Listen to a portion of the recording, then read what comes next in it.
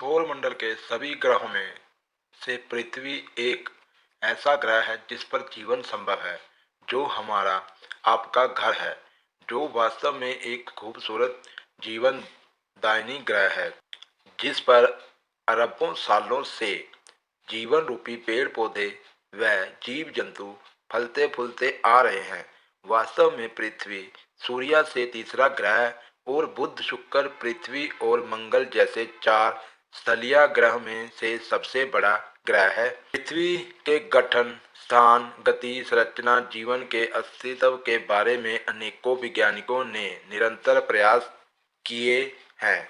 वह इस ग्रह से जुड़े हैरान कर देने वाली बहुत सी रोचक खोजों को विश्व के सामने रखा है, जिससे हमें अपने ग्रह को समझने में बहुत मदद मिली है। सौर मंडल में पृथ्वी ही एक ऐसा ग्रह है जहां पानी तीनों अवस्थाओं ठोस, तरल और गैस के रूप में मौजूद है। पृथ्वी का निर्माण लगभग 4.54 बिलियन साल पहले हुआ था और पृथ्वी को लेकर वैज्ञानिकों का अनुमान है कि इस ग्रह पर लगभग 4.1 बिलियन वर्ष पहले जीवन का अस्तित्व आरंभ हुआ था। 3,959 मील की त्रिज्या के साथ अर्थ हमारे सौर मंडल का पांचवा सबसे बड़ा ग्रह है। पृथ्वी को अंतरिक्ष में 6 बिलियन किलोमीटर की दूरी से देखने पर एक नीले रंग के तारे जैसा प्रतीत होता है। वह आकाश से पृथ्वी का नीला होने का कारण इस ग्रह पर मौजूद जल है। पृथ्वी को बाहरी अंतरिक्ष से अपने नीले रंग की उपस्थिति के कारण ब्लू प्लैनेट के रूप में भी जाना जाता है। पृथ्वी की सतह पर 70% से अधिक पानी है, लेकिन यह आप जानते हैं यह पृथ्वी के द्रव्यमान के 1% से भी कम है। पृथ्वी का कोर लगभग 85 से 88% लोहे से बना है और इसकी परत पर लगभग 47% ऑक्सीजन है। अर्थ सौर मंडल का एकमात्र ग्रह है जिसकी सतह के नीचे टेक्टोनिक प्लेटें मौजूद हैं। ये प्लेटें पृथ्वी के अंदर मैग्मा के ऊपर तैर रही हैं। जब ये प्लेटें आपस में टकराती हैं तो पृथ्वी पर कंपन पैदा होती है, जिसे आम भाषा में भूकंप कहते हैं। पृथ्वी को कभी ब्रह्मांड का केंद्र माना जाता था और वैज्ञानिकों का मानना था कि सूर्य और अन्य ग्रह इसके चारों ओर घूमते हैं। हालांकि वैज्ञानिकों द्वारा पृथ्वी के संदर्भ में निरंतर की गई खोजों से इस धारणा को गलत साबित कर दिया गया है। आंतरिक निकेल आयरन कोर की उपस्थिति के कारण पृथ्वी के पास एक मजबूत चुंबकीय क्षेत्र है। यह चुंबकीय क्षेत्र पृथ्वी पर भारी सौर हवाओं को बहने से रोकने के लिए जिम्मेदार है। बरमुडा त्रिकोण पर होने वाले हादसों को लेकर वैज्ञानिकों का मानना है कि ये सभी पृथ्वी की मजबूत चुंबकीय शक्ति के कारण होता है। धरती की सबसे अंदरूनी परत, जिसे हम इनर कोर कहते हैं, वहां एक तरफ बढ़ रहा है, जिससे वैज्ञानिक काफी हैरान परेशान हैं, क्योंकि इससे हमारे जीवन और धरती पर क्या बदलाव होंगे इसका सही अंदाजा फिलहाल नहीं लगाया जा पा रहा है। हमारे पैरों से करीब 5,000 किलोमीटर नीचे धरती का इनर कोर है, जिसे साल 1936 में खोजा गया था। इससे पहले इसके बारे में किसी को कुछ नहीं पता था। करीब 100 साल होने को हैं, लेकिन अभी तक वैज्ञानिक यह पता नहीं कर पाए हैं कि यह कब और कैसे बना। इसका अध्ययन करने के लिए दुनिया भर के वैज्ञानिक लगे हुए हैं। वैज्ञानिक भूकंपीय गतिविधियों, भूकंपीय तरंगों और खनिजों के भौतिक विज्ञान का अध्ययन करके धरती के इनर कोर के व्यवहार को समझने का प्रयास कर रहे हैं। माना जाता है कि धरती के इनर कोर लोहे का बना है। वैज्ञानिकों ने मिलकर नई स्टडी की। इसमें बताया गया है कि धरती का इनर कोर बहुत तेजी से विकसित हो रहा है, लेकिन दिक्कत यह है कि ये एक तरफ फैल रहा है। वैज्ञानिकों को लगता है कि इससे वो इनर कोर की उम्र का पता लगा सकते हैं। साथ ही धरती की चुंबकीय शक्ति का इतिहास भी पता चलेगा। लेकिन इनर कोर के एक तरफ फैलने या विकसित होने से किस तरह की दिक्कत आएगी, इसका अंदाजा लगाना मुश्किल हो रहा है। यह स्टडी हाल ही में धरती के बनने का इतिहास करीब 450 करोड़ साल पुराना है। उसका केंद्र यानी कोर करीब शुरुआती 20 करोड़ साल में बनना शुरू हुआ था। युवा धरती की गुरुत्वाकर्षण शक्ति ने भारी लोहे धरती के केंद्र में खींच लिए।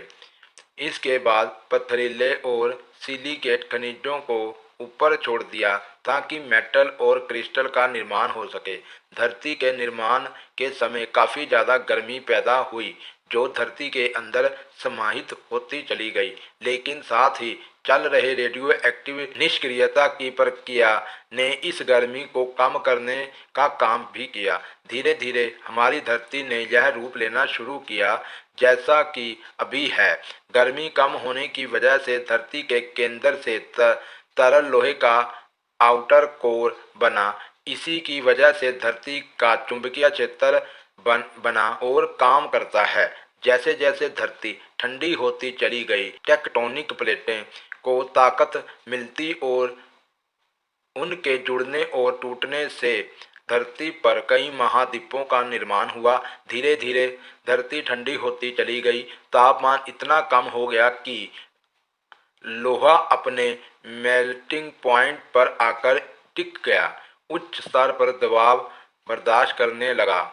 इसके साथ ही इनर कोर का क्रिस्टलाइजेशन शुरू हो गया। इस समय धरती के इनर कोर का रेडियस हर साल 1 मिलीमीटर की दर से बढ़ रहा है, यानी कि हर सेकंड 8000 टन पिघला हुआ लोहा ठोस बन रहा है।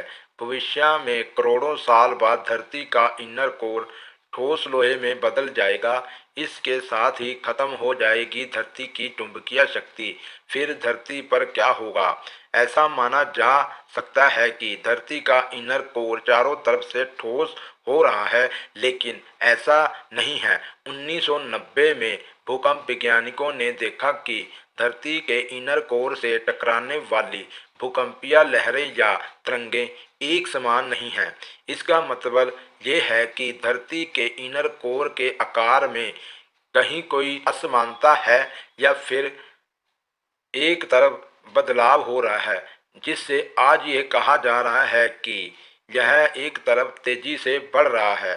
धरती के इनर कोर के 4 हिस्से हैं जो चारों दिशाओं में बांटे गए हैं। इसके पूर्वी और पश्चिम हिस्सों के आकार में बदलाव आ रहा है। आपको यह जानकर हैरानी होगी कि इन कोर का पूर्वी हिस्सा एशिया और हिंद महासागर के नीचे है। दूसरा यानी पश्चिम हिस्सा अमेरिका, अंटार्कटिका महासागर और पूर्वी प्रशांत महासागर के नीचे है। जब वैज्ञानिकों ने इनर कोर के पूर्व और पश्चिम छोरों के अध्ययन के लिए नए भूकंपीय आंकड़े जुटाए, जियोडायनामिक मॉडलिंग और उच्च दबाव में लोहे के व्यवहार को मिलाया गया, तब यह पता चला कि इंडोनेशिया बांडा सागर के नीचे पूर्वी इनर कोर तेजी से बढ़ रहा है। यह ब्राजील से ठीक नीचे मौजूद पश्चिम कोर की तुलना में ज़्यादा फैल रहा है। आप सोच रहे होंगे कि इससे होगा क्या? तो ऐसे समझिए कि आपके फ्रिज में एक तरफ ज़्यादा बर्फ जम जाए और दूसरी तरफ कम, यानी फ्रीजर में एक तरफ ज़्यादा ठंडी हो रही है, दूसरी तरफ कम ठंडी। ठीक इसी तरह यानी धरती का इनर कोर एक तरफ ज़्यादा तेजी से ठंडा हो रहा है, दूसरी तरफ कम। भविष्य में यानी करोड़ों सालों में धरती के एक हिस्से में से चुंबकीय शक्ति यानी कि मैग्नेटिक फील्ड खत्म हो जाएगी। यह धरती के आधे हिस्से में प्रलय ला सकती है। धरती का इनर कोर का एक हिस्सा यानी पूर्वी हिस्सा अगर जल्दी से बढ़कर ठोस हो गया तो उसके ऊपर की चुंबकीय शक्ति खत्म। इसका मतलब इंडोनेशिया समेत कई एशिया देशों के ऊपर से गुरुत्वाकर्षण शक्ति खत्म, जीपीएस प्रणाली ठप, इंसान और जीव जंतु हवा में तैरने नजर आएंगे, धरती के एक तरफ तक समुंदर दूसरी तरफ भागने लगेगा, एशिया में बारिश नहीं होगी। इस तरह की दिक्कत बढ़ जाएगी, लेकिन घबराने की जरूरत नहीं है। यह प्रक्रिया इतनी जल्दी नहीं होगी, इसमें करोड़ों साल लगेंगे। नई स्टडी के लिए तैयार किए गए अध्ययन प्रणाली से वैज्ञानिकों ने धरती के इनर कोर की उम्र का पता की। नई गणना के अनुसार 50 करोड़ से 150 करोड़ साल के बीच में वैज्ञानिकों का मानना है कि इनर कोर का कम उम्र ही ज़्यादा सही लगता है, यानी कि 50 करोड़ साल, जबकि ज़्यादा उम्र वाली संख्या यानी कि 150 करोड़ इसके चुंबकीय शक्ति की ताकत को विकसित होने का सबूत देता है। क्या होगा अगर धरती का इनर कोर पूरी तरह गोल ना होकर किसी और आकार में हो जाए, या इसकी ताकत या क्षमता एक तरफ ज़्यादा या कम हो? सौर मंडल में ऐसे कई ग्रह हैं जिनका इनर कोर इसी तरह से मंगल ग्रह के इनर कोर का उत्तरी हिस्सा निचला है, जबकि दक्षिण हिस्सा पहाड़ी है। धरती के चांद की बाहरी परत यानी कि क्रस्ट के नीचे इनर कोर का हिस्सा दूसरी तरफ से रासायनिक तौर पर अलग है। बुध और बृहस्पति में इनर कोर के बदलाव के चलते चुंबकीय शक्ति अलग अलग महसूस होती है। दोनों ग्रहों के उत्तरी और दक्षिण ध्रुव पर मैग्नेटिक फील्ड में काफी अंतर है। तो कुल मिलाकर यह है कि धरती के केंद्र में हो रहे बदलाव से फिलहाल आम लोगों को परेशान होने की आवश्यकता नहीं है।